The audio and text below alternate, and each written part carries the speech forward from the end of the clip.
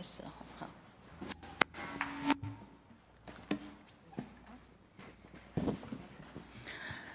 各位兄弟平安，真欢喜会当伫今仔延暗今年水的时间，咱会当来到伫上帝面前，咱参加咱教会培灵会，咱特别是为着宗教改革纪念咱来举行这个培灵会，咱用这个时间完全交托主来带领，伫咱延暗的敬拜，咱用谦卑的心。 来领受一切上帝所要互咱领受的。即摆咱请咱的青年团契来带咱来敬拜。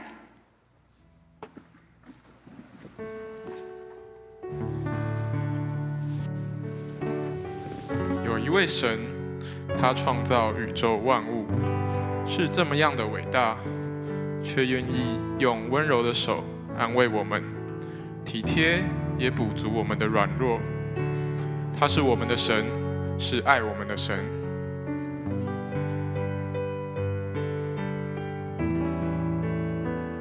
有一位神，有权能创造宇宙万物，也有温柔双手安慰受伤灵魂。有一位神，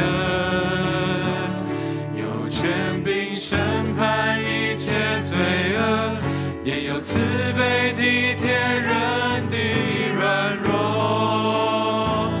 有一位神，我们的神，唯一的神，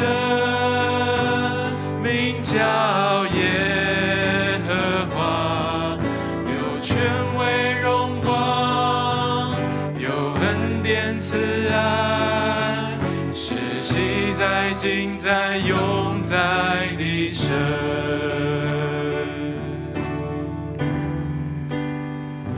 有一位神，有权能创造宇宙万物，也有温柔双手安慰受伤灵魂。有一位神，高坐在荣耀。 却死在十架挽救人堕落。有一位神，我们的神，唯一的神，名叫耶和华，有权威荣光，有恩典慈爱，是昔在今在永。 在的神，有一位神，我们的神，唯一的神，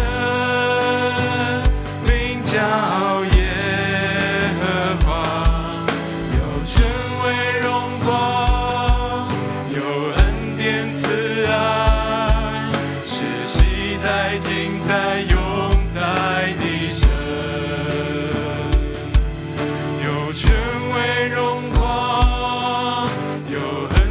慈爱是昔在今在永在的神。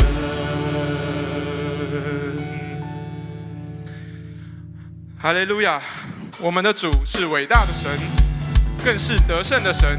因着十架，他胜过死亡，为我们带来盼望。我们只要凭信心，就可以得到这个盼望。我们一起来宣告：星星。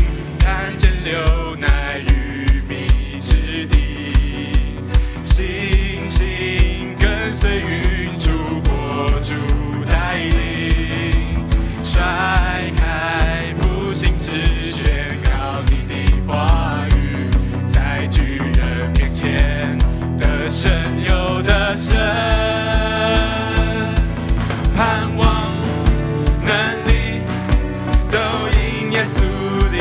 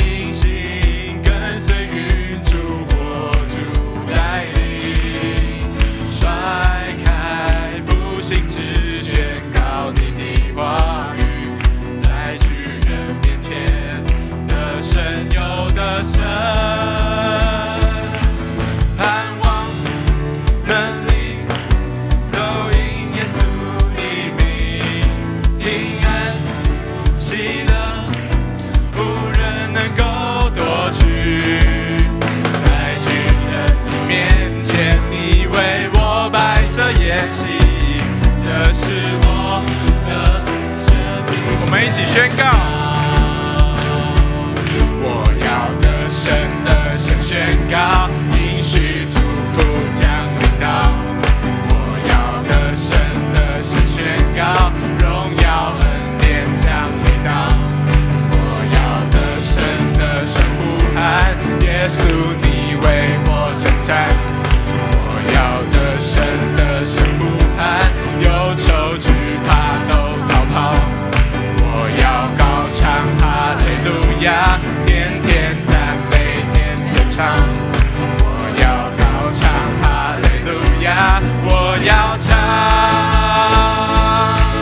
盼望能力都因耶稣的名，平安喜乐无人能够夺取。在敌人的面前，你为我摆设筵席，这是我的神的宣告。盼望能力都因耶稣的名，平安喜乐无人能够夺取。在敌人的面前，你为我摆设筵席，这是我的神的宣告。他是那一位神，神，我们的神，唯一的神，名叫耶和华，有权威荣光，有恩典慈爱，是昔在今在永在的神，有权威荣光，有恩典慈爱，是昔在今在永在的神，有权威荣光，有恩典慈爱，是昔在今在永在的神。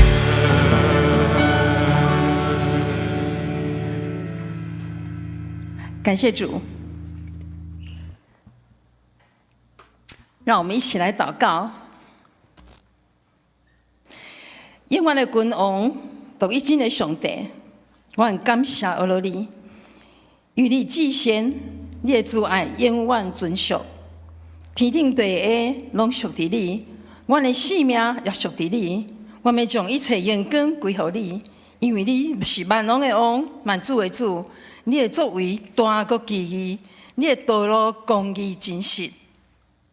全能的主上帝，你也是听的源头，一切听是对你来。阮要未出世的时，你就捌阮，你就已经听阮，你将你的独生囝赏赐予阮，诚侪听上好的模范。主耶稣，阮感谢你，你听阮到极。甚至为阮牺牲你家己的性命来赎回阮的罪，互阮会当甲你同做上帝的儿子。我要学习你的款式，求主帮助引带阮，互阮对你的教示来学习听的功课，赏赐阮有听人的智慧甲能力。感谢主，今仔日的培灵会，你要借着你的忠仆柯瑞金牧师的嘴来分享你的信息。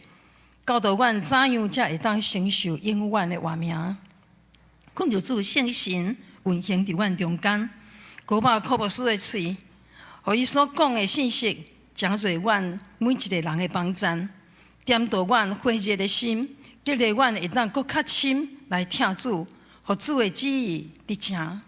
当阮将永暗的培灵会对头到尾交托伫主，恳求主带领引带，奉主耶稣的名祈祷。阿们。继续来上课来读上帝话。我们今天晚上读的圣经的信息在新约圣经路加福音10章25节到37节。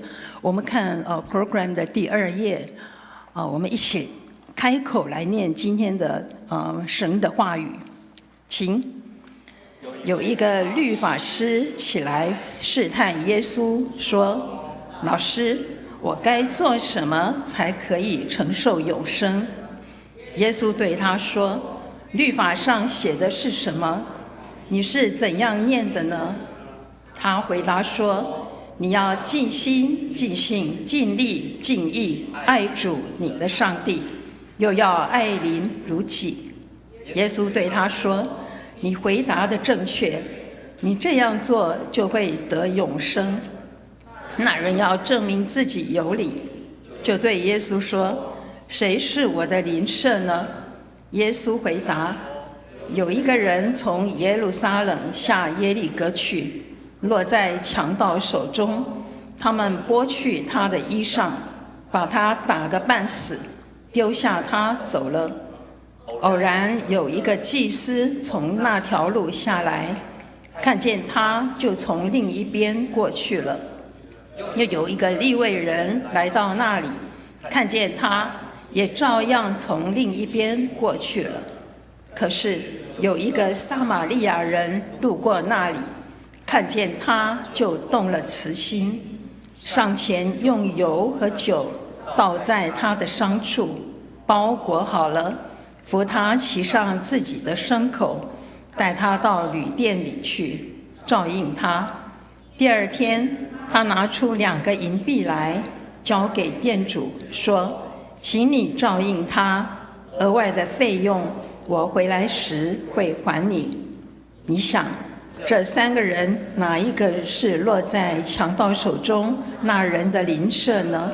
他说：“是怜悯他的。”耶稣对他说：“你去，照样做吧。”感谢主，今日咱邀请到柯水金牧师来到咱中间，伊永远要跟咱分享的信息是：我该做什么才可以承受永生？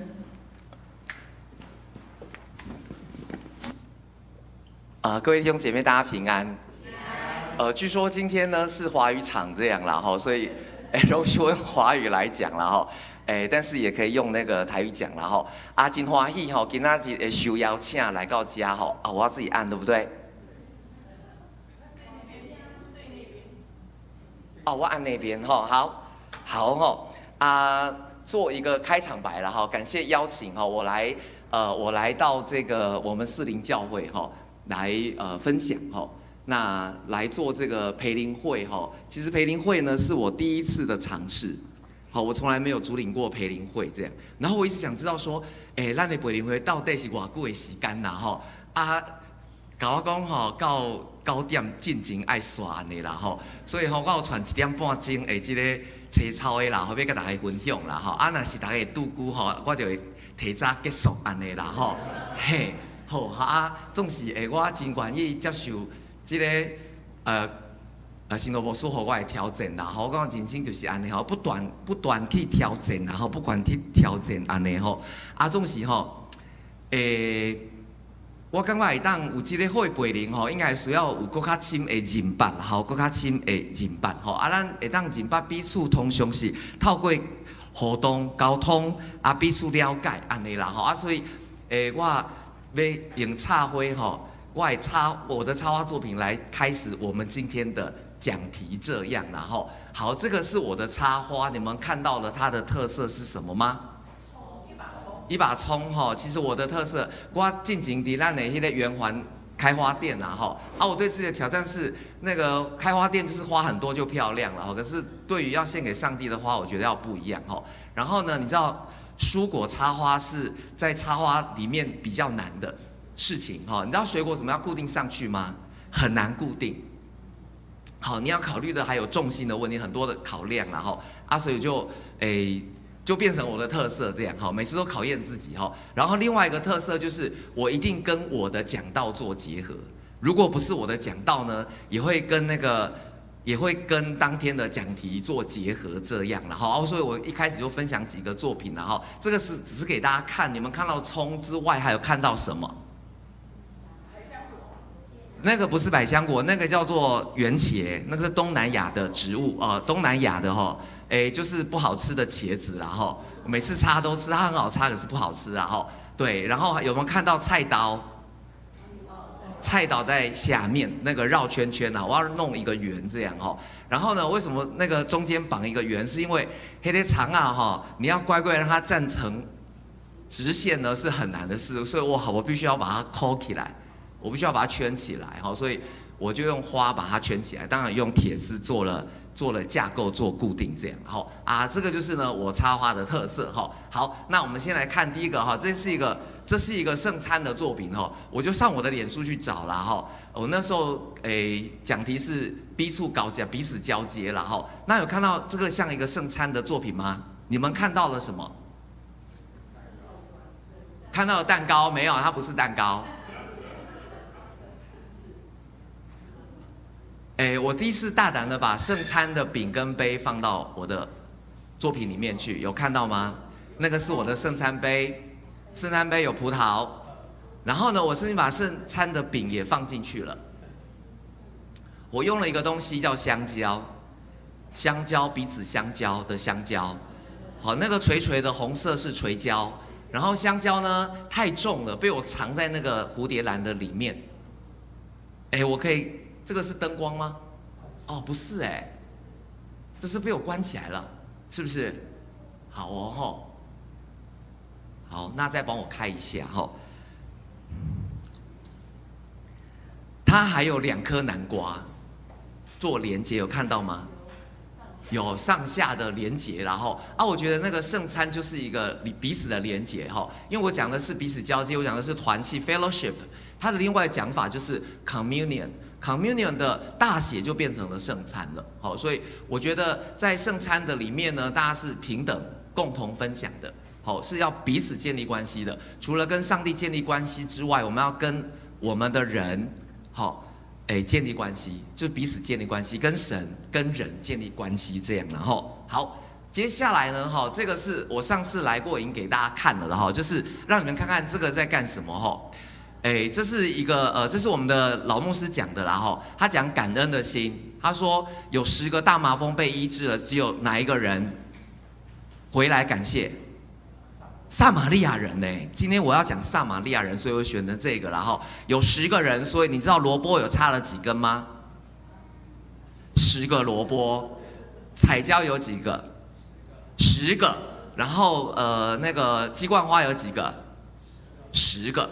10支，那特别用了一个红色的心，也10颗，用了红色的，把它标注成红色，就是讲那个感恩的人，回来的人。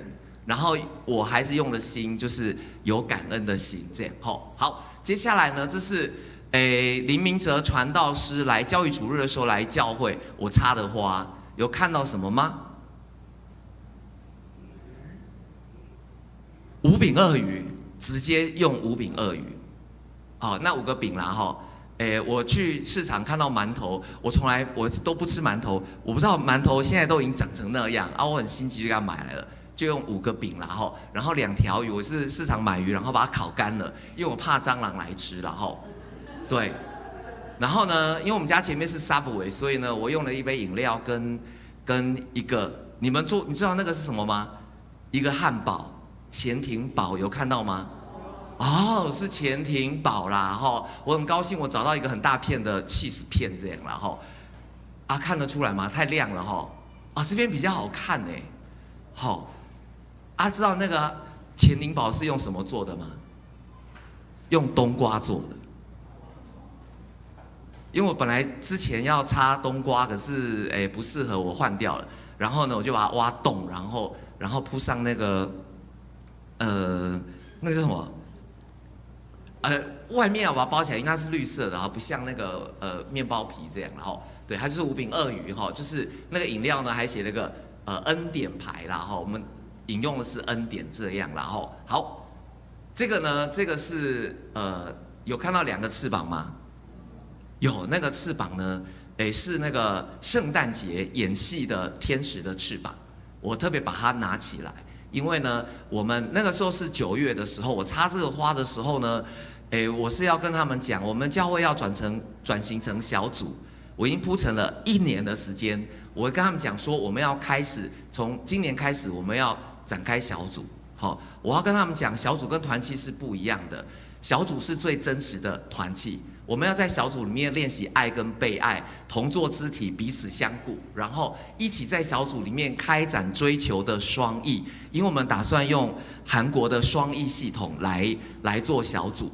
好，所以我有2根翅膀，然后这2根翅膀呢，那个双翼代表什么？知道吗？一个是圣经，一个是圣灵。好，就是上帝的话跟圣灵。好，第二个呢就是大礼拜跟小组，就是大礼拜跟那个小组。好，所以这是那个韩国的那个双翼系统讲的双翼啦。好，所以上帝的话是很重要的哈，双翼的话是很重要的。然后这对我们来讲比较有意义的是，那天我去天母开会，没有时间去买花，那把那个兰叫什么兰忘记了，是在我们对面的市场买的。不是石斛兰，我就特别我知道那个花摊一定有卖这个我要的花，我就给他买，就果然有哈我要的花这样哈。它唯一的缺点是，它应该再剪短一点比较好这样。然后好，然后呢这个是什么？山药。我在逛市场的时候哈，我很高兴看到一个长相非常奇怪的那个像脚的那个山药。很大一个，很大一只啦吼，然后要把它固定就是蛮难的一件事啦吼。然后呢，因为我插出来之后呢，我没有讲它代表什么意思，然后就有长老说，是有人在跟我 say hello 这样啦吼。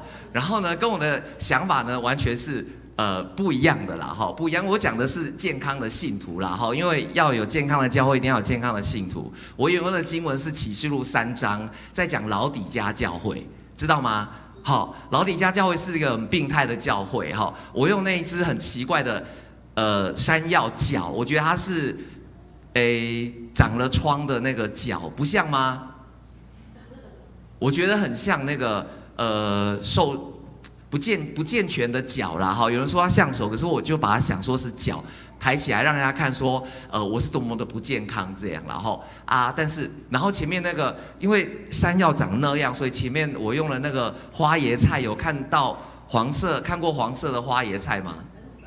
很少啦，哈，好不好吃？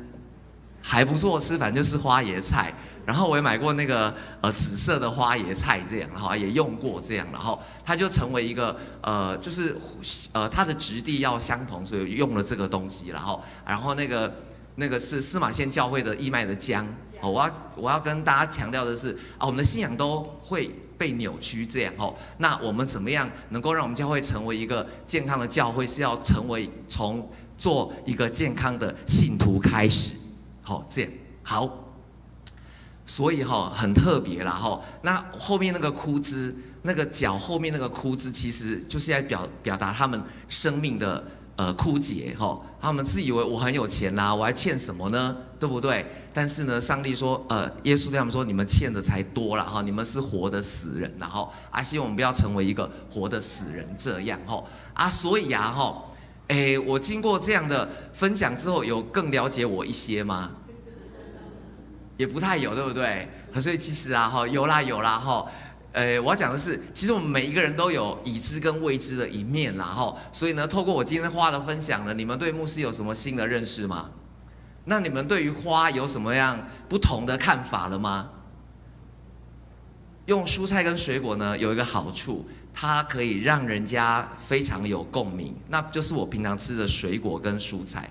为什么放在那里这样但是呢，这个对于宗教改革的传统来说是悖逆的啦它是只要是吸引了有东西吸引了你跟上帝的关系强过了上帝的话语的时候，那就是要除掉的，这样知道吗我本来要跟大家分享的是那个马丁路德跟加尔文的那个圣诗观，我觉得是挺有趣的啦因为他们把上帝的话语摆在最上面，所以呢，只要跟上帝的话语强过上帝的话语的，其实都要被除掉了这样好但是这个花也是很有趣啦，我觉得超好玩的啦它就是一个沟通，它其实是一个沟通的桥梁，有看到那个桥梁吗？这是很有趣的啦它是用了下面垫了山苏叶，插了芦笋，然后上面那个那个当然是架构啦哈。那个架构上面是什么知道吗？黄黄的像番茄的那个东西叫灯笼果，有吃过吗？酸酸甜甜非常好吃，那个就是灯笼果啦哈啊，所以就是形成一个很有趣的东西啦哈啊，这个就是我的插花的风格。人家说你是什么流，我都说我是乱流啦哈，我插的乱流这样，就是随便乱插这样哈，天马行空的在想啦哈啊，但是我觉得不错啦哈，的确我们是需要透过沟通，然后透过交谈。然后更深的认识之后，才能够更进一步，然后更进一步哈。那透过沟通跟交谈，我们也可以更加的认识自己哈，更认识自己，我觉得是很重要的。然后，所以呢，我今天要跟大家先讲的是周哈里窗的理论。好，周哈里窗啦哈，他是在做什么事的？周哈里窗呢，最主要是在强调自我认知跟人际关系。好。你要在做好人际关系哈，人际关系要做好哈，你要先识识自己啦哈。总是周哈里窗告诉我们，我们有4个部分的自己啦哈，我们有4个部分的自己哈，就是呢，我们有开放我，有隐藏我，有盲目我跟未知我。我们回到刚刚的那个所以我要回去怎么回去？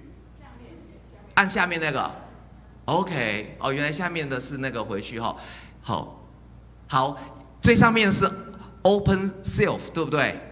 好，这是开放我，你知我知的部分叫开放我。好，然后呢，它的旁边那个浅蓝色的是 blind self， 对不对？好，是盲目我。然后下面呢是 hidden self， 是隐藏我，这样子第4个是什么 ？unknown， 然后是未知。就是盲目我，就是盲目我，你不知我也不知的这样，然后所以为什么会讲周哈里窗理论？因为我觉得我们的今天的经文在耶稣跟这个律法师之间的那个对谈我觉得是充满了这个你知我知你知我不知的那个情况这样，然后而且我觉得上帝。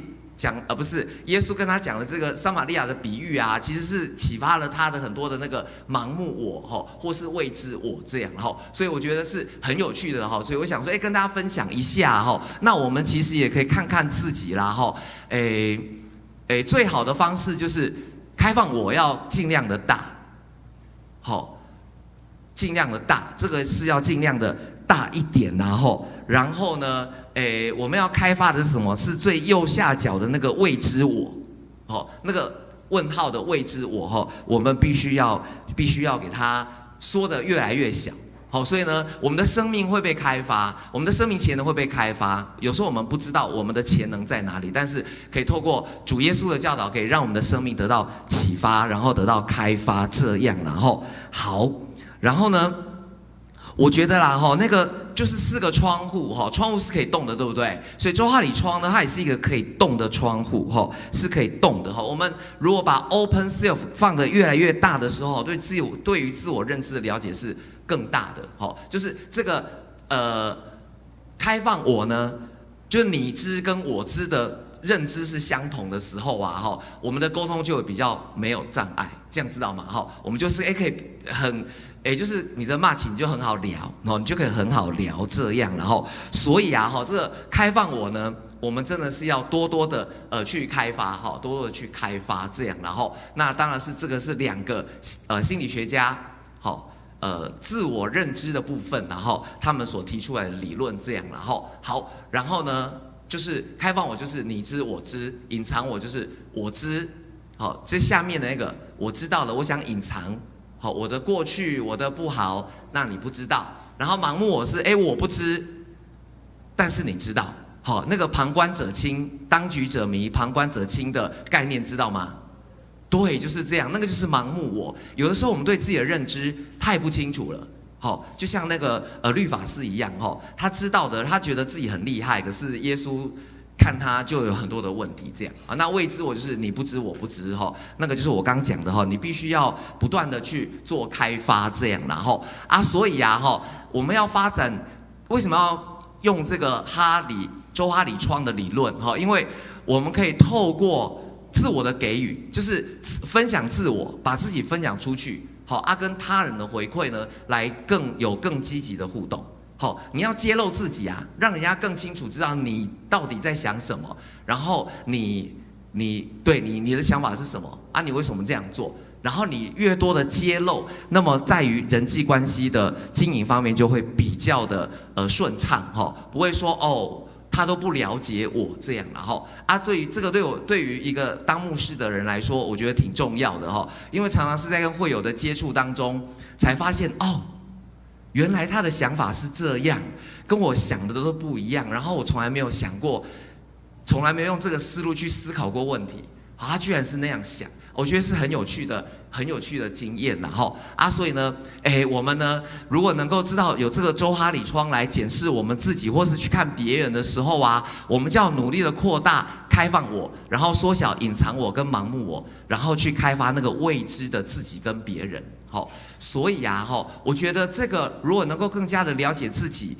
可以帮助我们去了解别人。更帮助我们去同理别人，然后也可以帮助我们自己的成长，也让我们的那个人际关系更加的顺畅跟圆融，这样吼。好啊，所以啊，问一个问题啊哈，那你觉得自己的周哈里窗长什么样子？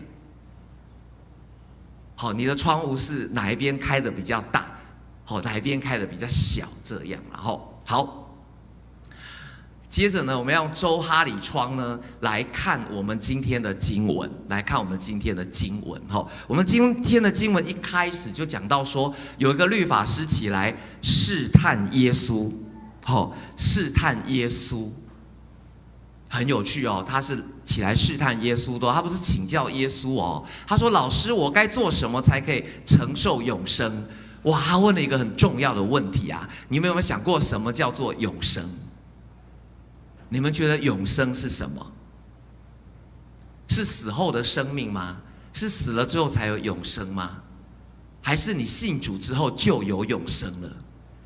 好，这个你对永生的定义要很清楚哈，你才知道接下来要怎么活啦哈，你在世的日子要怎么过这样然后好哦。那我们从周哈里窗呢来看这段对话哈，他说：“老师，我该做什么才可以承受永生？”好，所以对于律法师来说，他看到的耶稣是他的救主吗？不是，只是一个老师。好，当然他尊重他是一个老师，这个老师到底真的尊重不尊重，其实很难讲。好，也许只是一个尊称，搞不好他的心里根本瞧不起这个老师，这样知道吗？啊，但是耶稣行了那么多神迹奇事啊，他只好来在他旁边就来试试他到底有几把刷子这样，然后所以他就问了一个这个问题。等一下我们再来看永生这个问题。好，但是呢，我们来看律法师眼中的这个耶稣，他以为他很了解他，我觉得他也没有把耶稣当成一回事这样。那我们要思考的是，那耶稣眼中的律法师又是一位怎么样的人呢？他为什么愿意花那个时间来跟他做对谈？这个也是我们可以想的事情。那如果你是律法师的话，你怎么样看待耶稣的？好，这个也是留给你们自己想。然后呢，我要讲的是，他问了一个很重要的问题，说我该做什么才可以承受永生？承受永生哦，他不讲得永生，对不对？他说承受永生，我觉得这个词用得挺好，承受永生，进入永生，看见永生，或得永生这样。然后好哦，那其实呢，这是试探，因为我觉得呢，他看耶稣，就是他把自己看得很高，我对律法非常的熟悉，所以呢，他想要试试耶稣有几把刷子，就用试探的方式，用试探其实是拷问呐，想说啊，耶稣你大概也不能够回答出什么来啦，然后呢，你应该会出糗这样，然后所以我刚讲了，他认为他只是一个教导人的老师，他根本没有把耶稣当成是主，当成是救主这样，然后好哦，所以他我们来看他问的问题，他说我要做什么才可以承受永生？表示呢，承受永生这件事很重要，这件事很重要，你要想透了，你的人生才会找到意义，很重要哦。好，第二个呢，他要问要做什么才可以承受永生，表示他没有永生，他想要得到。第三个呢，他说做什么才可以承受永生嘛？所以他认为的永生是怎么样？是可以换取的。我做些什么事来得到永生？好，来换到永生，这样。好，那这个就是耶稣要跟他，就是耶稣纠结的问题，要跟他讲。好，永生不是赚取的，不是换来的。好，然后呢，当然啊，他问耶稣的问题也很直白啊。好，我不知道我要做什么才可以承受永生。好，所以耶稣呢就从做开始。耶稣呢就问他，好，那你在律法上学到的是什么呢？好，他就说，这是耶稣在缩小他的盲目我，就是要开发他的盲目我。然后说，你要尽心尽心尽力尽意爱主你的上帝，又要爱邻如己，哈，我用的版本跟士林教会用的版本是一样的了哈，就是修订版，然后是现代台语这样。然后好，然后呢，上一页是这个对不对 ？OK 啦哈，这个律法师他就回答了哈。就是根据诫命就根据律法书写的就是这样，这样然后呢，耶稣就跟他说：“你答得很正确，你这样做就会得永生，你这样做就会得永生。”这是我们的翻译这样翻的得永生。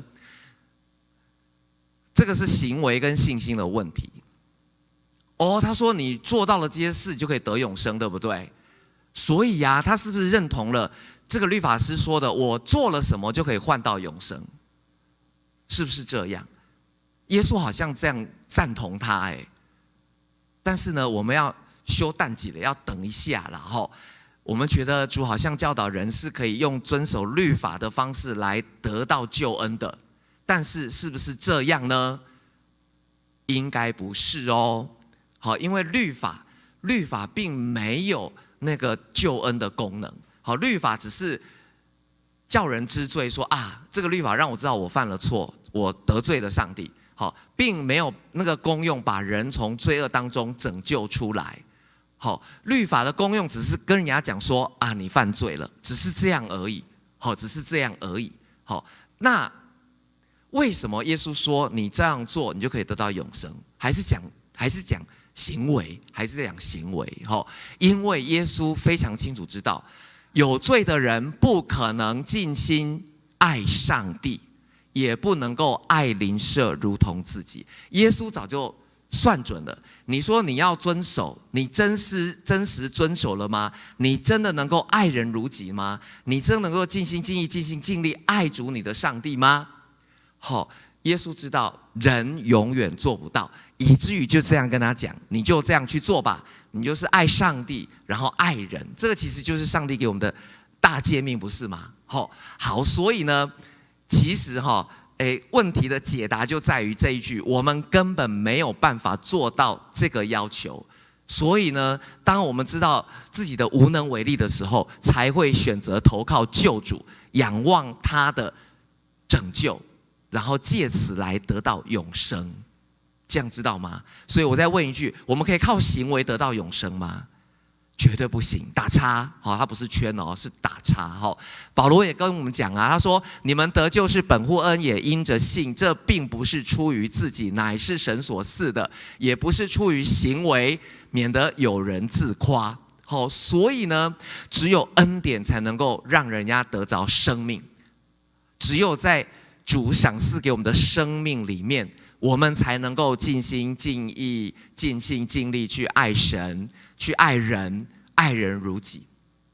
这个生命是耶稣赏赐给我们的，因为我们如果只靠自己是永远做不到的。好，所以这个律法师他服气吗？他非常不服气他就不愿意就不服气，就不愿意接受耶稣跟他讲的嘛他就说谁是我的邻舍？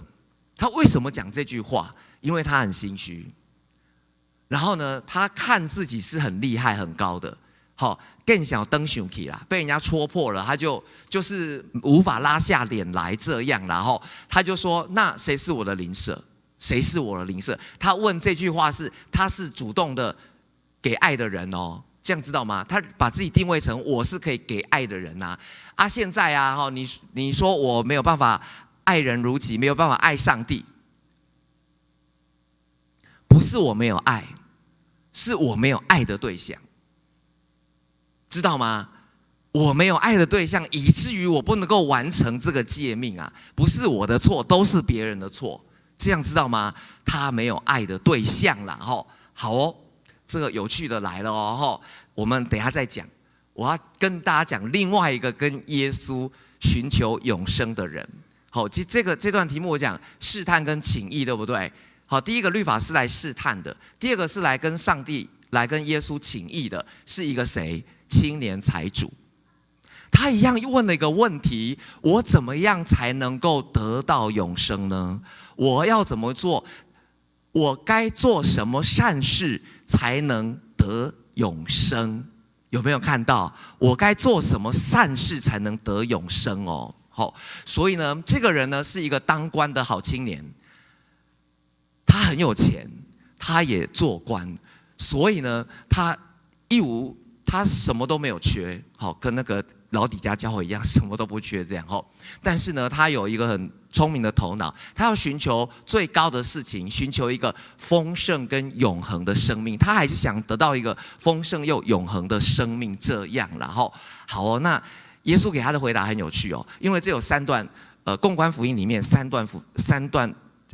个共观福音里面都有记载了这个事情。这样，然后他说：“你为什么称我为良善了？除了神一位之外，再没有良善的。好，为什么你说我是良善的老师、良善的夫子呢？好，那耶稣讲这句话是什么意思？耶稣其实是跟他讲说，我就是上帝，所以我是良善的。好，这个我们很难去理解，对不对？我就是上帝，以至于我是良善的。好，耶稣在这个时候很清楚地表明了他的立场，以至于你来问我问题，你一定可以在我的身上得到答案的意思。好，这样子，然后好哦，然后耶稣继续跟他讲：你若要进入永生，你就该遵守诫命。又是同样的问题哦，说你要去做，对不对？你要去遵守诫命。好，这个问题比较有趣啦，哈。好。遵守诫命，对不对？他从那个10诫的后面6诫开始讲，你有没有做到了？你有没有做到了？这样，然后好哦，那在这样的一个对话里面呢，在这样的对话里面呢，给我们2个提醒，好，第一个呢，这个诫命，这个大诫命，爱的诫命呢，表达的是什么？表达的是上帝的爱、上帝的圣洁跟公义。第二个就是我刚讲的，人没有办法靠自己把诫命完全遵行，这样知道吗？好，一样的道理啊。那为什么耶稣叫他这样做？因为要让他在做的当中了解到自己的无能为力，好，认识自己的软弱跟不足，然后呢，体会到说人其实根本无法靠自己得到永生。让我们去思考，到底要靠什么才能够得到永生？这个耶稣的这个没有直接讲，就兜了一个很大的圈子啦，兜了一个很大的圈子。好哦，这是我刚讲的啊。然后呢，他说我诫命都遵守了啊，那可是我还是没有得到永生啊。那耶稣说，对，你还要做2件事情。你还缺少一件，就是要变卖你一切所有的，分给穷人。第一件，第二件事是来跟从我。好，所以那个舍弃自己拥有的是非常重要的事情。你愿意舍弃了，因为你本来就一无所有嘛，你根本没有无能为力嘛。唯有你能够愿意舍弃了你所拥有的，你才有跟随耶稣的可能。你一旦愿意跟随了耶稣，你就进入永生了，这样，好啊，跟随耶稣就是什么？跟随耶稣就是让自己的生命，让自己拥有的一切都交给耶稣管理。当我们这样做的时候，你就可以承受永生，你就可以得到永生了。所以啊，这个给我们一点启发，就是当我们想要得到永生，当我们要承受永生的时候，我们真的就要想想，我们必须舍弃一切让我们自满跟自主的东西，让我们学会顺从、降服，学会跟从。当我们这样子做的时候，当我们的生命顺服在上帝的管理之下的时候，你就可以得到永生，因为你就看见了永生的样子。你就知道永生的状态是什么，因为你就见到了上帝，你就见到了上帝。很可惜，这位年轻的财主怎么样？忧忧愁愁的走了，对不对？他就变了脸色哦，脸就变了色哈，因为他的产业实在太多了，他的产业实在太多了，好，根本就放不下。他忧忧愁愁的走了，我不知道他后来有没有反悔，然后得到这个福音，这样吼。好，接着呢，所以你会发现说，不管是来试探的这个律法师，或是来寻找人生答案的跟耶稣求义的这位少年的财主，这位少年官吼，你会发现他们都有一个心理的需求，对不对？他们表达出来的是他们内心想要的是什么。好，不管他是有心的还是无意的，不管他是试探还是情意啦，至少他们的内心是有需求的吼。所以呢，接着要跟大家来分享的是马斯洛的那个需求金字塔。好，那这个金字塔呢，其实不是马斯洛想的啦，他只是提出需求而已吼啊。但是呢，有人呢就把它变成了一个金字塔。好，那我们来不管等下我会讲哈，就是我们人的需求啊，你可以想想你自己的生命，你的成长是不是这样哈？我们有生理的需求，接着有安全的需求，好，接着有爱与归属关怀吗？爱与归属的需求，这是社会性的需求，好，那你的社会性的需求满足了，还有一个很重要的东西叫做什么？尊重的需求，你很需要人家尊重你。你活到一个地步哈，你地位高到一个地步哈，你就是需要尊重，我们就是要尊重别人。当你不被尊重的时候，你就像脚被踩到一样很生气这样哈。那最后一个需求的层次就是自我实现。这个马斯洛需求层次的理论大家知道吗？这个都是我大学的时候老师教的。好，那我现在已经七老八十了哈，再回头讲这个，我觉得还是蛮有趣的啦哈。好，我们要往下走了啦哈。所以啊哈，这个讲了哈，我就不再多说了哈。他把其实会有这个金字塔，我们都认为它是金字塔，其实是1960年的一位心理学家发明的。好，这样啊，但是呢，我觉得很有趣的是马斯洛，他晚年的时候呢。他说：“自我实现不是最高层，最高层是超越，哇哦，这个超吸引我的，请你们注意听。他说他的人生经验告诉他，自我实现好像就够了，其实不够。好，就是啊，我们需要超越。超越的状态是什么？就是不再自私，你超脱了自我。”个人的利害关系，你把自己等同于世界万物，好，你对于万物都有怜悯之心。然后呢，你跟其他的人、跟其他的物种，对大自然或整个宇宙都感觉是有深刻的关联，都有连结的。好，他说，唯有我们到达了超越这个层次呢，才会创造出真正的高峰体验，你的心才会得到真正的满足。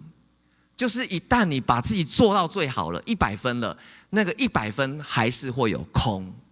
你唯有超越了，才能体会到那个高峰经验，你的人生才没有遗憾。这样，这是他说的。好哈所以另外一个人叫做考夫曼的，他说，人生的需求层次不是金字塔，而是什么？一条帆船。好，帆船有风帆跟那个船身，对不对？好，船身就是安全、人际连结跟自尊，然后呢，风帆呢就是探索、爱跟目的。好，这是他把马斯洛理论做了另外一种解读，这样子。然后，所以他认为人生不是一路往上攀的，好，而是在广阔的大海当中不断的探索的，可能是向东走不对了，向西、向南、向北这样子。好，然后呢，当他的安全感得到满足之后，其实跟那个一样，然后得到满足之后呢，有安全感，可是似乎还不够。所以呢，他就要升起那个成长的风帆，然后来解决他内心的躁动。好，所以他一定要出发啦，一定要走出去这样。然后，所以他就把这个成长的需求，就是那个风帆，要有探索，要有爱，跟要有目的这样。然后好，因为你有了目的，才能够真正了解你人生到底想追求的是什么。然后呢，才能够找到人生的意义。好，那当然，我们刚看到他这个图是不是有画了最上面的超越？好，也画了超越，然后就是能够海阔天空了。好，那就是超越这样。然后好，所以不管是金字塔或是帆船，我先不讲超越，我来先讲那个人际关系，因为他就指明一件事情，就是人都是群居的动物，我们的人的本性就是要跟他人或是他者产生关系。那我认定的超越是什么？我自己的定义，我觉得超越就是天人合一。天人合一，请你记起来，我觉得很重要。什么叫做天人合一？天就是上帝，人就是我们。合一是什么？合一就是心意相同，我们跟上帝的心意相同。所以天人合一就是我们跟上帝有一样的心思意念。第二个就是我们跟上帝有亲密而深刻的关系。第三个就是我们就是活在上帝的心意里，这个就是天人合一。就是到达超越的层次，而不是自我实现而已。因为我觉得自我实现还是不够的啦。好，第二个呢，超越是什么？超越就是要荣耀上帝。好，我们那个唯独第5个唯独就是唯独荣耀上帝。然后你的一生活着的目的是什么？就是要荣耀上帝。好，年轻人，请你记起来。我寻找了很久，终于找到了。你不知道人生活着是干什么的时候，标准答案就是荣耀上帝，知道吗？填空题就写荣耀上帝。我是为了荣耀上帝而活，这个很重要哦。因为你想东想西，想不通，想到后来，真的知道你人生有意义，就是能够荣耀上帝，真的。因为是我自己的体会啦。所以呢，你想着要荣耀上帝，而且荣耀了上帝，你才能够达到那个高峰体验。已经忘我了，已经没有我了。我们的人生呢，才不只有意义而已，才是圆满的，才是圆满的。那第3个超越是什么？其实超越就是永生，超越就是永生。因为天人合一，就是我们跟上帝心思相同，然后受他掌管。其实我们就是拥有了还有我们跟上帝有亲密的关系，对不对？这3样就是告诉我们，其实我们跟上帝的生命是相通的，我们跟上帝有相同的生命。当我们达到了这个阶段之后，就是永生了，就是永生了。所以永生不是死后才有的，永生是当下，永生是当下。好，所以我们来看永生。为什么在经文里面那2个律法师跟那个财主会提永生这个问题？因为永生在那个时候就是一个神学上面的个用词，而且已经有答案了。答案是什么？他说明白妥拉，妥拉就是律法书，明白妥拉就是上帝的话语的人就有永生了。你明白了上帝的话，你就有永生了。这样，而且他们认知的永生很赞哦。他说永生不是一个长远活下去的生命，而是一个丰富完全圆满的生命，是一个真正的生命。在那个时代他们就把永生定义成这样，我觉得超不容易的，超不容易的。好，但是呢，他们在求问永生的时候的盲点是什么？就是他们以为钻研律法明白律法就可以得到永生。我觉得这是一个很大的盲点，所以他们一直讲说，我该做些什么才能得到永生，对不对？我该做什么善事才能得到永生嘛？这个就是他们的盲点。好，就是我觉得我可以靠自己得到，但是我要跟大家讲的是，我们或许能够靠自己达到那个自我实现的目标，那已经很不容易喽。真的哦，能够自我实现、满意自己是很不容易的事哦。但是啊，马斯洛告诉我们还有一个更超越的境界。如果说你要达到超越的境界，你要进入永生的话，那你就只能依靠上帝的恩典。这样知道吗？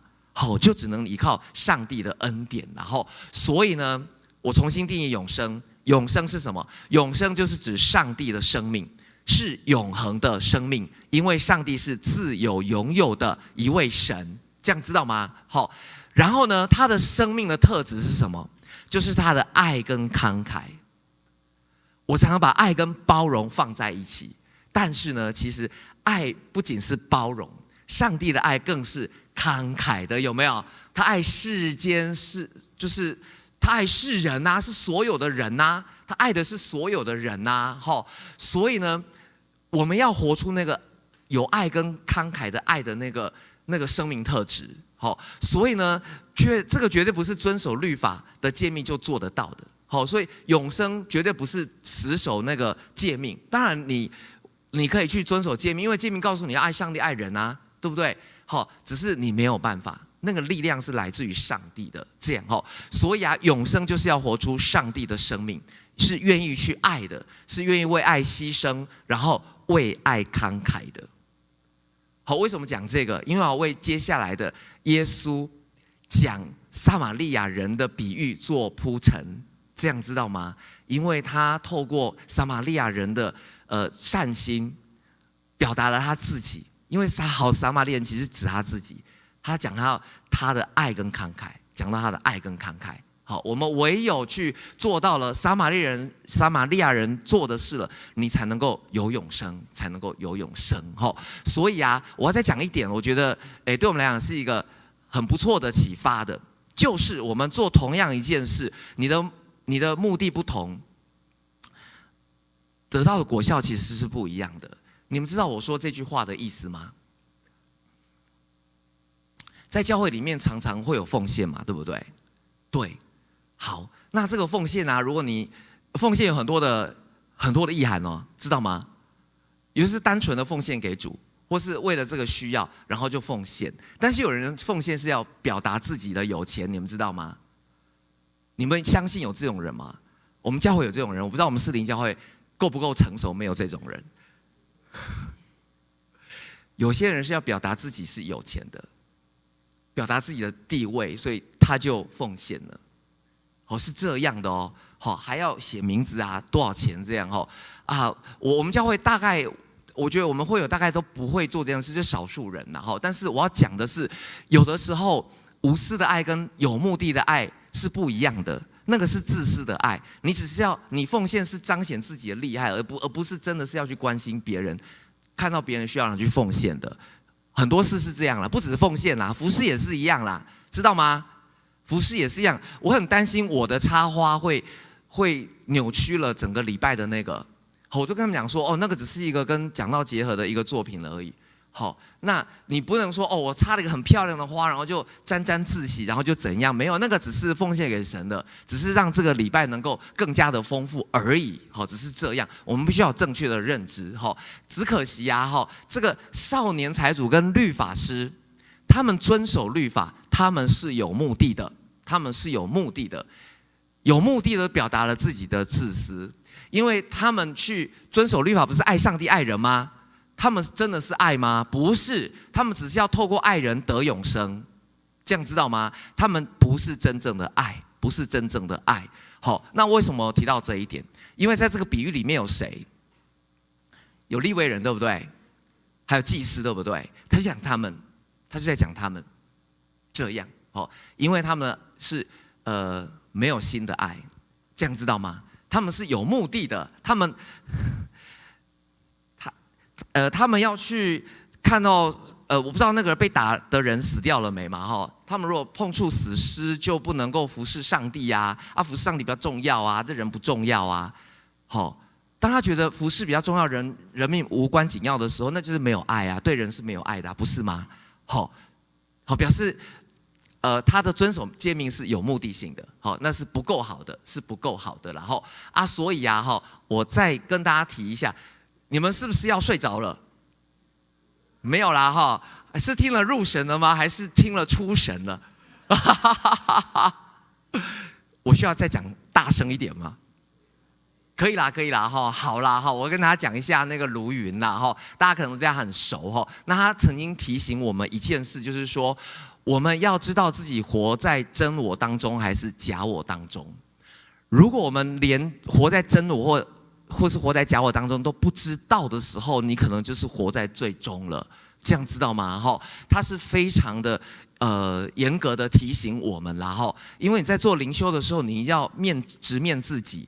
好，你要认识清楚了，才能够真实认识上帝啦。你认识上帝，才能真实的认识你自己是怎么样的啦。哈，那另外一位灵修作者哈，叫做Thomas 的哈，他就跟我们讲说，我们活在现代的都会当中，有太多的引诱，好，然后让我们失落真我，让我们失落真我，然后就活在假我当中。好那个假我就是远离神的结果。你远离的神，就是活在假我当中了。然后假我呢，活在假我当中，其实就是一种犯罪，是不讨神喜悦的。我们就不能跟上帝有一个相同的生命了。这样，然后，所以呢，卢云对假我的定义是什么？我觉得也是一个很好的提醒了哈。因为我们常常就是活在假我当中。第一个，以自己拥有什么来认定自我。好，我有车子，我有房子，以至于我才有存在感。第二是以自己能做什么来认知自我。我在教会里面要担任插花服侍，一定要担任司琴，一定要担任司会，才证明我的存在跟我的价值。第三个是以别人说自己是谁来认知自我。好，这个不好意思，我们东方人就是会这样，特别是你知道那个日本人，他们都要寻求认同的。米多梅鲁、米多梅拉雷鲁，他们一定要寻求认同。我觉得我们台湾人也差不多是这样，我们都希望得到父亲的认同。你们有这样的纠结吗？无论做什么，你都是希望得到你的父亲的认同，得到家族的认同，这个很重要。但是以别人说自己，以别人定义的成功来定义你是不是成功，我觉得这也是一个很错误的认知啦。这样知道吗？好，这个常常是我们活在现代的都市生活当中会遇到的状况。好，我们就在别人的价值观里面迷失了自我，这个是很糟糕的事情。不能说糟糕了哈，就是就是很可惜的事啦，很可惜哈。糟糕有点那个评论这样好不好？好，所以我提一个经文跟大家讲就是其实有的时候我们要安静下来，离开这个热闹喧闹的都市。像我们昨天去做事工研讨会，对不对？长职退休会退休会我们教会本来也有啦但是年终的时候办的，然后年尾会有2次的那个事工研讨会那我觉得很棒就是到圣经公会，然后一起上课，然后有退休的感觉，我觉得那很重要的。有的时候我们真是要安静下来，退到一个地方去，好好的思考我们到底活在什么样的生命状态当中。他说：“你们得救在乎归回安息，得力在乎平静安稳。”我们都很熟这句话，对不对？什么叫平静安稳？很难理解，很难理解。然后呢，现在的翻译呢，新译本这样翻，他说：“你们得救在于悔改跟安息，得力在于平静和信靠。”所以那个平静安稳安稳呢，直接翻成信靠。我们的现代台语翻成什么？讲就反悔安休，就是反悔跟安休，恁就会得到解救，然后就定睛信靠，恁就得到快乐。赶快讲就 trust 信靠所以咱需要爱安静落来，去跟上帝好好的安静的相处一下，你才可以回来。不会迷失在这个人群当中啦你可以知道说，上帝眼中的真我到底是长什么样子如果不是上帝期待的样子，你是不是要做一点修正这样啦好，接下来我们来看这个好撒玛利亚人的比喻。这个比喻有够厉害啦，知道吗？耶稣真的是厉害啦吼，他用他的方式来对这个律法师，他没有对他失望，他希望能够循循的引诱他，教导他这样，然后呢，耶稣最的地方是转换了角色，他不是说我有爱啊，我要去爱啊，可是没有被爱的人啊，对不对？是哦，好，但是呢，耶稣在用这个比喻呢来告诉他，你是帮助的人吗？不是，其实你是一个被帮助的人，你是一个被帮助的人。所以耶稣在比喻当中就改变了律法师他的问题的重点。好，律法师他说，律法规定我应该爱邻舍啊，但是谁是我的邻舍？这是他的问题嘛，对不对？谁是我的邻舍？但是呢，耶稣跟他说，你要先做一个邻舍，你要自己去当成那个邻舍。所以呢，你扮演这个邻舍的别人的邻舍的角色的时候，就会在需要你帮助的人当中找到你的邻舍了。这样知道吗？你要被帮助了，被帮助过了，你才知道怎么样会去主动的去帮助人。好，你在被帮助的过程当中，你就明了了，原来在我的周遭当中有很多是我的邻舍，是需要我去帮助他的人。这是耶稣厉害的地方。好，所以啊，他在讲，如果你真正爱神的话，就会爱人，就会把神当神看呐，这样知道吗？我们常常不把神当神看呐，哈。我们今天是有一位神，对不对？为什么要唱有一位神，而且还说他是耶和华？就是告诉我们他是真神，真神就是要用真心灵和诚实拜他，这样知道吗？要用真诚来对待他。但是呢，我们常常都流于形式，没有把真神，没有把神呢当成神来敬拜，这样哈，这是很可惜的事哈。所以呢，祭司跟利未人，他们呢其实没有真正爱神，所以呢，看到邻舍的时候，看到他也知道是他的邻舍的时候，他根本没有看他们一眼，这样知道吗？好，所以刚刚讲的律法师其实是自义的律法师，他觉得自己很厉害，觉得自己什么都会，做得很好。这样啊，但是啊，耶稣就透过这个比喻告诉他，他其实就是那个落在强盗手中的被打的七餐落撇的那个人。然后他的邻舍也不是祭司，也不是利未人，跟他同路的很像的同质性很高的人呢，都不是是他瞧不起的撒玛利亚人才是他的邻舍。才是救助他的人呐，那个人呢？对啊，也是他的邻舍啊，就是耶稣基督。所以那个好撒玛利亚人其实就是耶稣，所以我下了一个结论，他说不是律法师能够爱邻舍，而是邻舍爱了他；也不是我们能够爱别人，乃是主先爱了我们，我们才有那个能力再去爱人，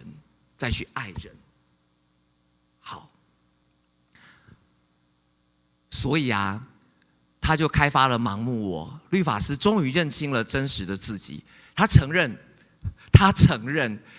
撒玛利亚人才是邻舍，然后自己是什么？是那个被打得半死的人，他是那个需要被帮助的人。所以啊，讲了这个，说你就照样去行吧。耶稣来是赐给我们生命，如果我们领受了这样的生命，我们重生了，就可以开始去行了。明天我要讲重生，好，所以啊，我们要知道恩典跟律法的差别。为什么我们要明白？因为他是律法师，他就强调律法，强调做，但是不是耶稣要讲的是恩典。好，律法跟恩典最大的差别是，律法说你这样做就可以活，但是恩典说你活着就能这样做。知道他在讲什么吗？很重要。所以在这点上面，我们是无能为力的。我们没有什么好夸口的这样。然后，所以啊，我们一旦有了新的生命，新的生命不是要让我们脱离律法在道德上的要求。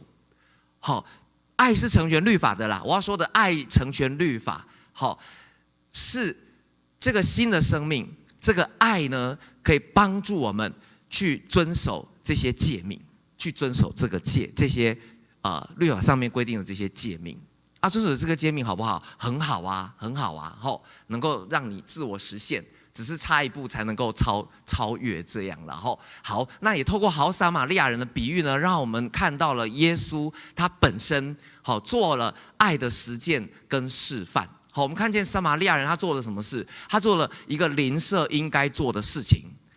他蹲下来，然后去看他的伤口，倒水跟酒跟油啦，不是水啦，水很可怕倒油跟酒来帮助他清洗伤口，然后带他去坐在他的驴子上吗？然后带他去客店让他休息啊，钱不够我再付给你，这样所以这个好撒玛利亚人就做了最好的一个示范，怎么样去爱你的邻舍。我觉得也是可以让我们有很好的学习。就是我们必须要去帮助别人，要看到别人的需要，那个需要的那个别人这样，然后爱无分国界，无论是谁都只要他们需要都是我们的邻舍。然后呢，帮助人要实际彻底。我们不是去光复乡帮忙铲土吗？我们要有实际的行动，而不是在心里同情而已。我没有去了因为我被奖章困得七荤八素的这样。好，接着我跟我们的宗教改革呢做一点连结。为什么你会想，为什么今天是宗教改革纪念的培灵会啊？这个许牧师、瑞正牧师很奇怪，讲这个好撒玛利亚人的比喻是在干什么？其实呢，我们看到律法师还有少年财主，他们的想法是错误的，他们有一些错误的想法。然后呢，耶稣呢，其实要更动他们的想法，然后呢，为他们指出活路，帮他们找出那条路啦，让他们走啦。这是耶稣的初衷，耶稣的初衷。那其实宗教改革的也是这样，宗教改革的缘由其实就是这样啦，因为当时大家都非常的乱七八糟，这样都非常的乱七八糟，教会很腐败，贩卖赎罪券等等的，然后政教合一，宗教跟政治的冲突，还有社会经济的变革也有影响，然后文艺复兴思想的影响也有，这个我就不再多说了，我只说教会层面的啦，就是圣经这样讲啊，但是你没有这样做。然后呢，圣经没有这样讲，你就是这样做，所以呢，他们没有真正的做出正确的圣经的教导，或是上帝的教导，然后还自己去解释这样，所以呢，教会的层面呢有非常多的原因啦，导致于这个有滥觞啦，就是那个马丁路德会开始其实之前就已经有了那个他们的罗马教廷不是天主教呢，这些教宗啊，这些上位者呢，他们做了非常多不好的示范跟错误这样啦所以呢才会有宗教改革的这个的兴起这样子好，然后呢，当然我刚刚讲了政治跟经济的层面也有，然后资本主义也有，还有思想层面也有刚好那个时候印刷术普及了，然后呢，圣经呢被翻译出来了，所以呢就开始大家读圣经的时候，以前都读拉丁文都不懂啊，是教宗说什么我们就信什么嘛他如果讲错我们也就信嘛没有钱的卖就用赎罪券拿来卖啊你就可以那种功德的概念我们就都一一接受。那其实如果回到圣经的教导里面回到真理里面的话，这些都是谬误的这是都错的，这是错的所以呢才会有宗教改革的原因这样所以透过改革者对于真理的坚持呢，就产生了5个维度我们今天的那个我们的讲义也稍微讲到这样了那5个维度不是那个时候的口号，而是后来的人开始把他们的宗教改革的他们所坚持的理念呢或想法呢，把他们整理出来变成唯独圣经、唯独基督、唯独信心、唯独恩典，还有唯独神的荣耀。那有这5个维度呢，也可以帮助我们回到圣经里面，回到上帝的恩典里面。我觉得呢，在这个宗教改革纪念的培灵会里面，我们还是可以稍微的复习一下，因为这5个维度呢，它就掌握住了真正的福音的核心到底在哪里，而且充满了恩典，而且呢是以基督为中心的，就是以圣经为本啦，某招经啦，某招经安内啦，所以唯独圣经就是以圣经为依据，相信圣经是最高权威，而不是教皇，这样知道吗？不是那个教宗说了算，不是，是圣经说了算这样啦。好，然后唯独信心，不是强调行为，天主教也是强调要苦修，对不对？透过苦修来得到这个救赎，不行，我们是马丁路德说因信称义啦，我们不是靠行为得救，而是靠相信而得救这样，所以是唯独信心，然后唯独恩典，就是我刚讲的，我们自己的无能为力呢，只能仰赖上帝的恩典。我们要去遵守爱上帝爱人的诫命，我们是没有办法完全遵守的。所以我们知道耶稣说你就这样行吧，可是我们就真的无法行出来。怎么办？就是依靠上帝的恩典，依靠上帝的恩典，还有唯独基督，基督是我们圣经的中心，那也透过基督呢，我们跟上帝和好，所以呢，我们唯一要夸耀的是基督，而不是教皇。还有呢，唯独上帝的荣耀，唯独上帝的荣耀，刚讲了天人合一，就是我们要一生的目的就是要荣耀上帝啊，这个才能够达到那个超越的那个境界，才能够得到永生，才能得到永生。然后，所以上帝很重要。然后呢，上帝是荣耀的，这是他的本质。我们当然要独夸上帝的荣耀。为什么要独夸上帝的荣耀？因为我们那个有圣阶，天主教有圣阶的制度每一个阶级，他们强调阶级，天使也分阶级，你们知道吗？天使还分阶级好强大，对，然后呢，对啊，就是好像是他们做了善功，荣耀多归他们，不是，我们就是服侍神，我们就是要把所有的荣耀都归给神，因为我们就是透过神来完成他的任务的，所以我们没有什么好可夸的，所以我们根本就不配得到荣耀，而是要把荣耀都归给神，这是唯独上帝的荣耀。来，最后呢，我要用我的花来做结束了。这个是赦罪之恩，那个我觉得那个叫垂交，它是永留的恩典。那个是那个经文讲到了主的赦罪是主动的赦罪的，而且呢，他说要饶恕70个7次，有没有觉得很多？对好，接下来呢这个是文字主日林耀标传道师来讲了是你同学吗？不是。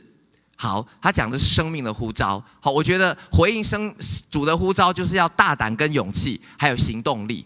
好，所以呢，我为什么这样做呢？你们知道中间的那个底座是什么吗？是一颗菠萝蜜这个是凤梨你可以帮我看，对，往上看一点点，凤梨上面那个是菠萝蜜，一大颗菠萝蜜，我买到那颗好高兴。然后呢，我就想说，我该怎么样去弄它？你知道吗？你要固定花，要有固定的地方，对不对？你要怎么固定呢？我后来决定牺牲菠萝蜜。我后来剖开来吃的时候，那个刺过的地方已经烂掉，不能吃了。但是我觉得值得牺牲。我在思考的时候，我发现，对呀，那个凤梨头你们去买凤梨的时候头被削掉，对不对？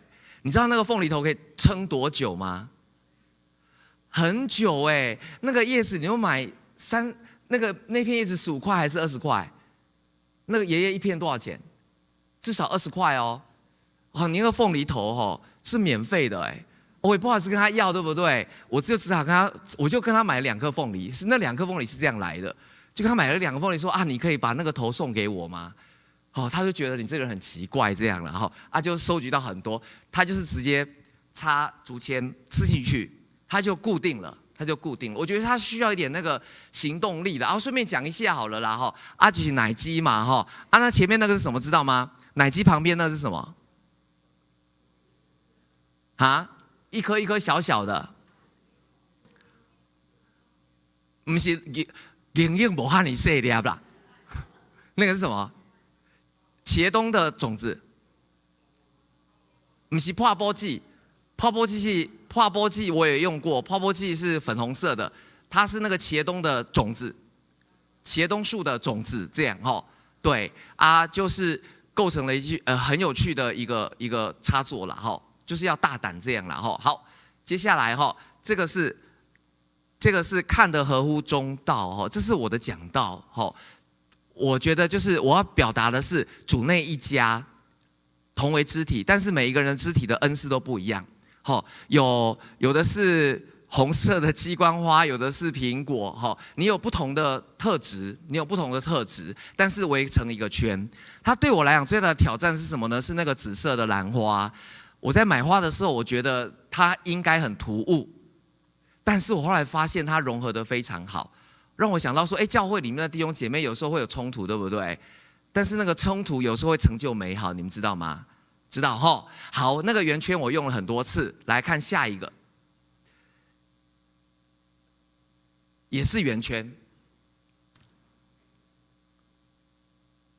也是同一个圆圈。这是我过年插的花，因为翁来啦哈，翁来这样，然后。凡事兴旺，人生圆满。哈，我的讲题是兄弟是我的金球，所以我们看到个圆满的。然后我强调自己那个花器那么小，故意的给它绕成一个圈，中间是一颗凤梨，超级简单的插座，可是就是有那个感染力，人家知道说哦是可以这样，哈，很有趣哈。好，再另外一个也是过年插的花，一样用那个圆圈，哈，这个。这个我在讲什么？有没有看到那个圆？有啦哈因为是过年嘛，好彩头，我用了好彩头这样啦哈那个花其实就是刚刚那个花剩的花材重新利用的，这样知道吗？因为过年跟礼拜只有差5天而已，买不到花，重新利用同样的花材再用一次。好，那当然加点别的东西就很有趣凤梨被吃掉了，所以只好换成菜桃。好，那最后一个啦，最后一个我知道你们那个，好，这个是那个我觉得很有趣啦这是南澳教会来募款我插的花，那是韭菜花对吧？韭菜是菜还是花？韭菜跟韭菜花不同，我插的是韭菜花，所以它是花不是菜。我是这样定义的啦我呢这个很有趣啦我这讲完就要结束了啦就是我看一下，它很有趣它是2个花器叠在一起的，知道吗？2个花器因为那时候地震，前不久地震，我有2个花器被打破了，不甘啦结果我在路上呢，他就说你要就拿走，我就把这2个花器搬回来了，这样啦，所以变成上下2层。因为我觉得那个来募款就是2个教会的互相帮忙，所以我用了2个花器来表达2个教会这样啦那因为呢，它是泰雅尔中会的，所以我用了他们的那个图腾祖灵之眼，知道吗？那个对，那个祖灵之眼那个眼睛，上帝的眼睛在看顾跟保守。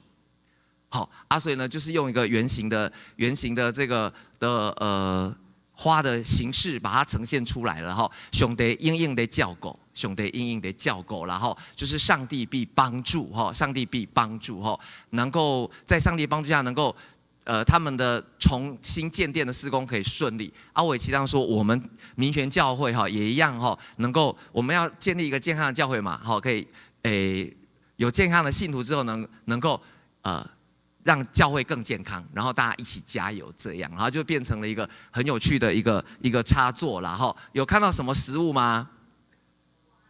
有西瓜嘛，很好吃，还有莲雾嘛，对不对？还有芭乐嘛，芭乐其实是我那人家市场要收的时候，我说好吧，他卖得很便宜，我说好吧，那就卖给我好了。我算一算，大概要16个，我就买了16个芭乐这样，然后可能才200块而已，然后超级便宜的有苹果我不知道为什么用苹果，反正很有趣很有趣这样好所以做一个结论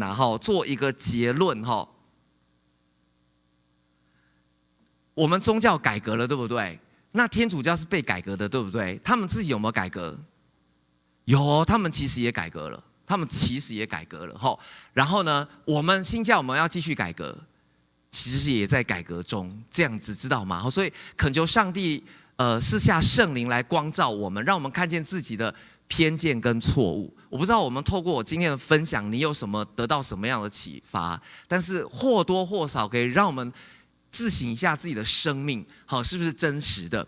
因为最近我一直在思考，跟上帝建立真实的关系。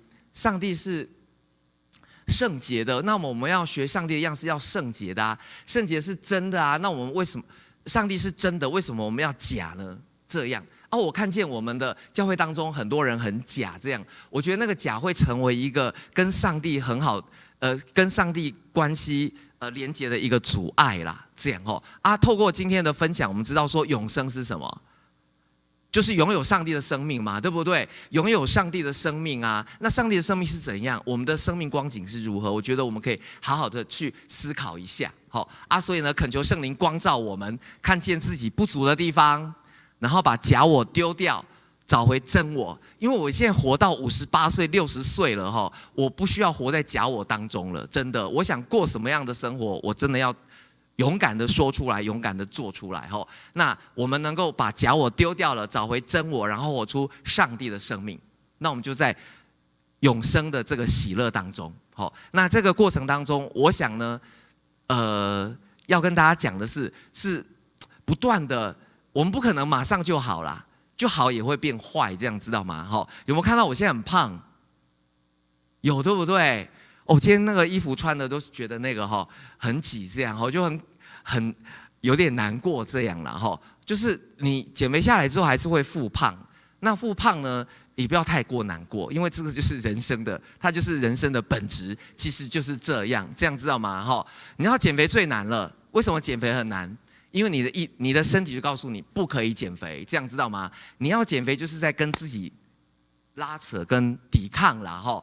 对，所以呢，我要讲的是，我们不一定马上都好，我们还是有跌倒的时候，只是我们要保持那个敏锐的心，要不断的更新，我们的心要改变，然后呢，才能够承受永生，进入永生，在永生里面享受那个永远的平安跟喜乐。好，我们一起来祷告。爱我们天父上帝，我们谢谢你。透过今天的分享，让我们知道我们要活出真我，因为你本来就是真实的。我们要用心里和诚实来敬拜你，你也配得我们这样的敬拜。真的是让我们知道我们要怎么样的去活出你的生命，让我们真实知道我们要怎么样过一个有爱而且是有慷慨的爱的一个人生，好叫我们能够很敏锐的发现我们的邻舍在哪里。好叫我们能够透过去帮忙邻舍，让我们去享受到跟你一起同工的快乐，享受到那份活在你的生命里面的那份悸动。好叫我们的生命不只是自我实现，而是超越的生命。我们知道超越的生命里面才能够亲眼见到你，我们才能够真实的面见你。主啊，是的，我们有这样的渴望，我们真是求你来帮助，求你来带领，因为我们知道我们自己的不足跟软弱，我们需要靠你来坚强。我们愿意对你有更多的信心，愿你能够读懂我们，我们也愿意读懂你的心意，然后活出你的心意。谢谢你今天与我们同在，让我们一起领受这个丰盛的一个飨宴。感谢主，献上我们的感恩祷告，都是奉靠主耶稣基督的圣名，阿们。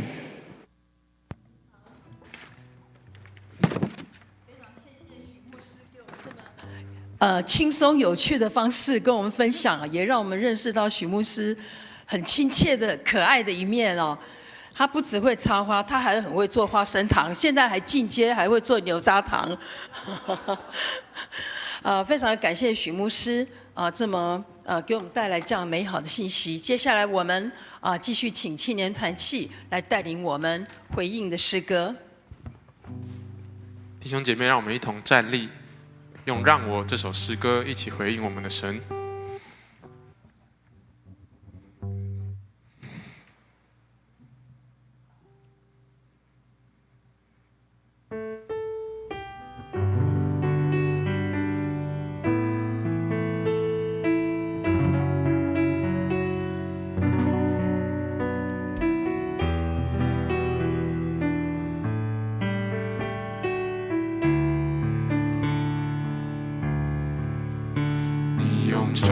价救赎我，使我脱离罪恶，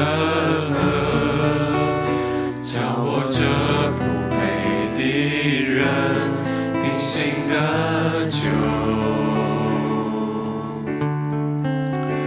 你赐圣灵帮助我，使我胜过老救我，祈求恩主领我迈向树林高峰，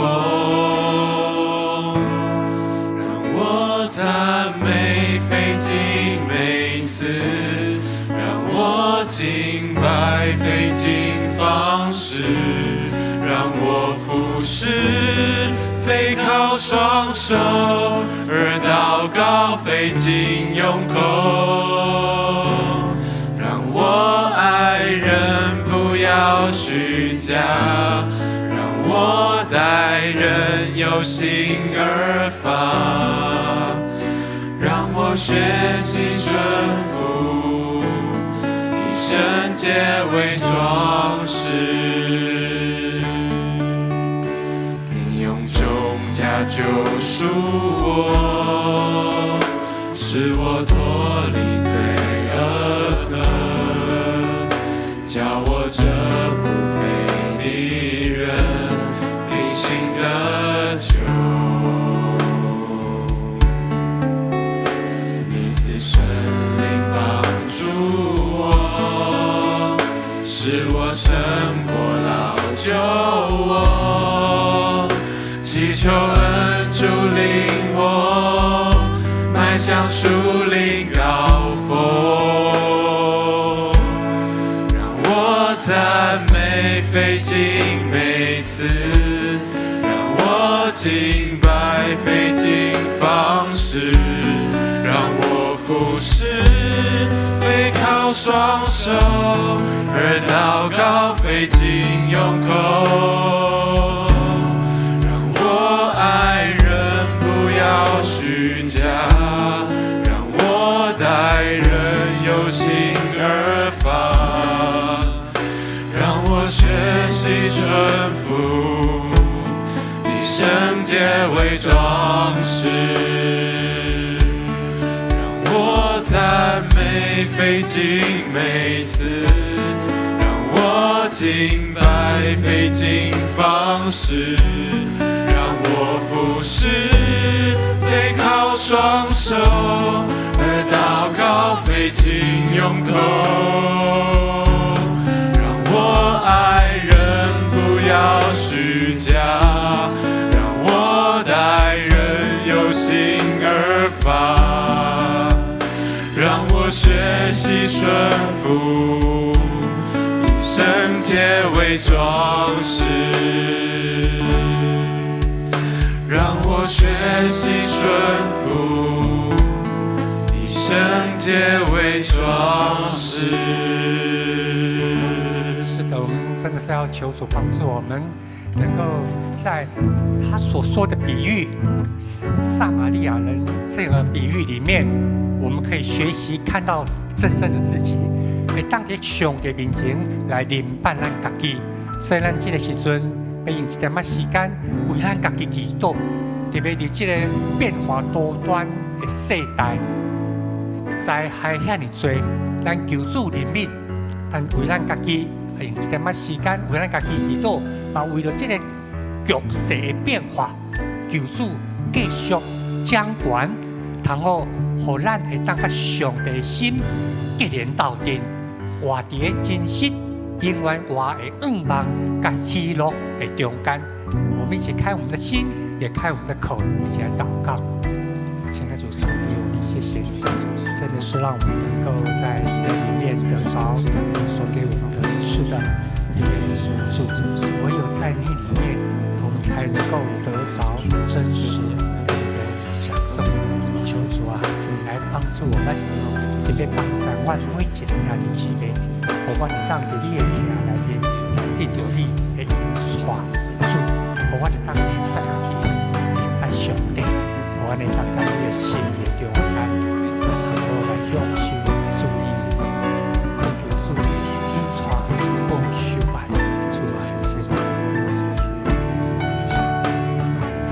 万关的主宰，听阮的阿爸，阮感谢你，互阮会当通过你的话，一摆搁一摆，阮的性命得到换新，因为你的话会当互阮看到耶稣基督奇妙的救恩，通好互阮会当进入上帝你的心意。恳求主你，互阮会当也伫阴暗，搁一摆踮在你面前来立志，求圣神帮助阮。主啊，求你来帮助阮，互阮会当哪行哪下伫你的心意，享受伫你的听中间。我们特别恳求主上帝保守我们每一位，因为在这个诡谲多变的世代，我们盼望能够像你的儿女，跟你连结在一起，像一盏灯，照耀在这个世代。求主也用我们的每一位弟兄姐妹回应你的呼召，让我们的年轻人能够继续在主你自己的教会里面连结，成为肢体，以便于在不断改革中间，让教会真正的是以耶稣基督为我们的头，为我们的元首。让我们每一位弟兄姐妹每一次连结在耶稣基督，我们就得着更新，再一次的悔改，再一次得着主耶稣你复活的生命，真实的在我们里面。主啊，我们谢谢你，特别让我们今天能够再一次领受你。每一次的敬拜，每一次的亲近，都不只是在言语上而已，不在动作上面而已，乃是真实的能够享受与主连结这样的平安喜乐。谢谢主。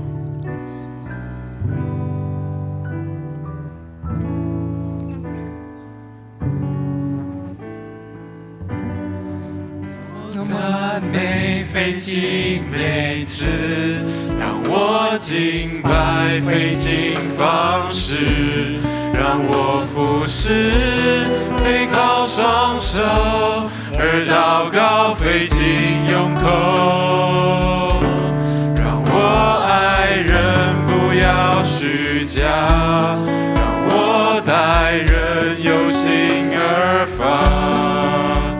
让我学习顺服，以圣洁为装饰。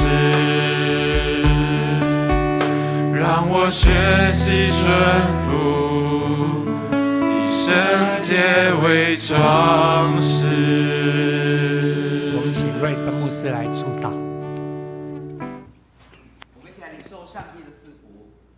愿我主耶稣基督的恩惠、上帝的慈爱以及圣灵的感动，常与你们同在，直到世界的末了。阿们。阿们。请坐，请坐哈。咱感谢主上帝恩恩啊，搁一摆来换新咱的心思意念吼啊，望伫咧即个真要紧有意义的节日宗教改革中间，咱嘛不断踮咧遐咧换新，咱即时会当互相请安。啊，明仔载2场的礼拜，有安是靠随静牧师吼，许瑞珍牧师伫咱中间来分享，咱互相请安吼，大家平安。